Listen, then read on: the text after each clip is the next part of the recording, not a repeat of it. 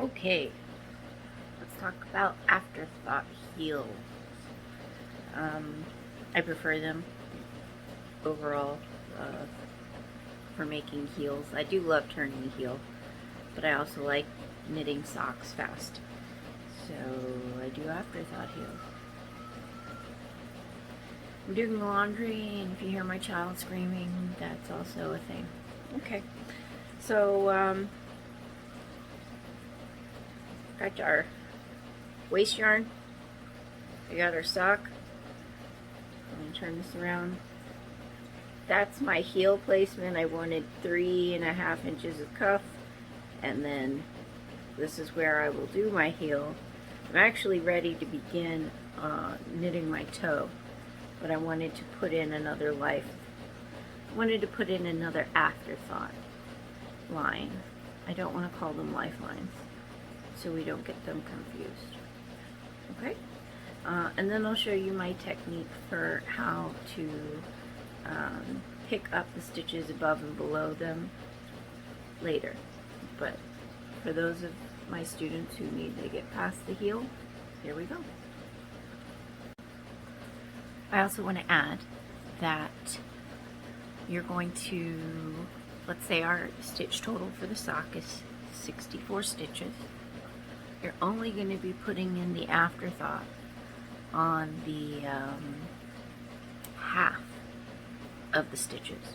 So we're working with 64 total. We're going to put in the afterthought heel line for a total of 32 stitches. When we're knitting like this, it's easy. We're only going to be doing half the sock. I just felt like just needed to make sure we knew that. Okay.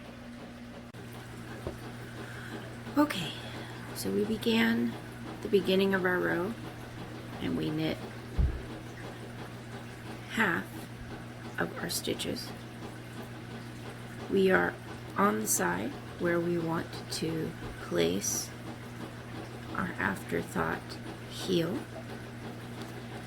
and since I'm working a magic loop right now, this is where I would normally begin my row with my working yarn, but instead I'm going to use this scrap color. I like to use a color that is also contrasting to what I'm doing, so it's easily identifiable.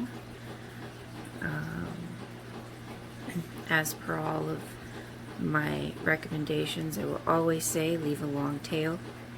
That way you can not only find it, but it's easier when it comes time to pull it out.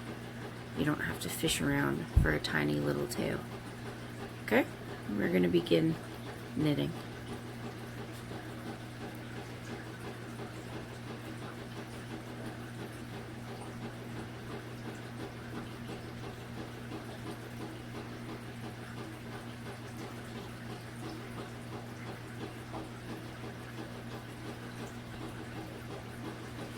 Okay, now we're at the end of our row. I'm going to finish knitting.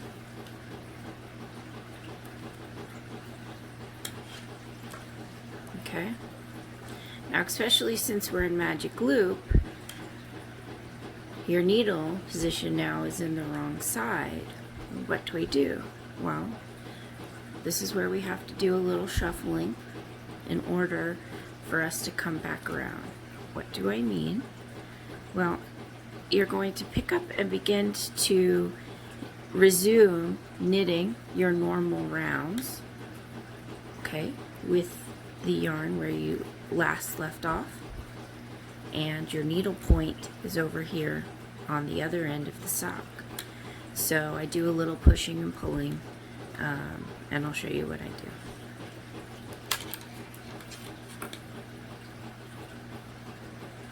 So I turn the sock over to the other side, and I slip my stitches.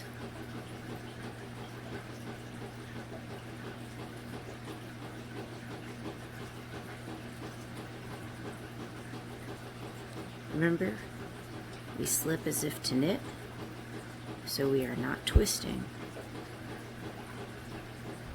I am so sorry. Slip as if to purl. So we are not twisting any of our stitches.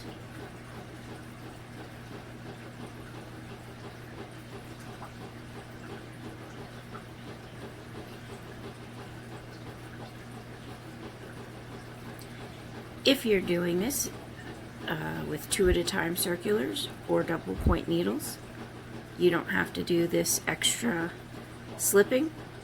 But if you are using magic loop, this is how we get around that little obstacle there. So now my needles are back in position.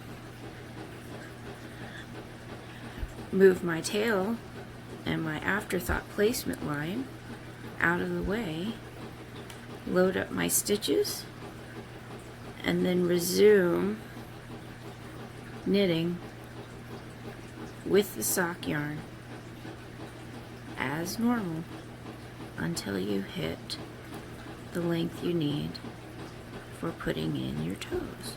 Okay, as you can see, I'm just resuming the row as before. That's my afterthought placement right there. The neon green row of stitches. That's going to be the row we take out. So here we are, jump forward, woo! We're at the end of the row. That stitch is loose because there's no structure to it. That's okay. Leave the tail hanging. No, not right now, Lulu. Okay? So you can see our afterthought line is in. And we'll just continue knitting. Okay? Until you're ready to begin your toe decrease. I hope that helps. Let's push forward and we'll be done with the sock soon. Okay. Okay, so afterthought placement is in and done. And then next we'll do the video on how to pick up those stitches. If you have smaller needles handy, that's something that I use. Because I knit so tight, I knit on size 2s. So I'll use a spare size 0 or 1s to pick up my stitches above and below. So think about that if you need those tools to get them handy. And we'll see you in the next one. Thanks.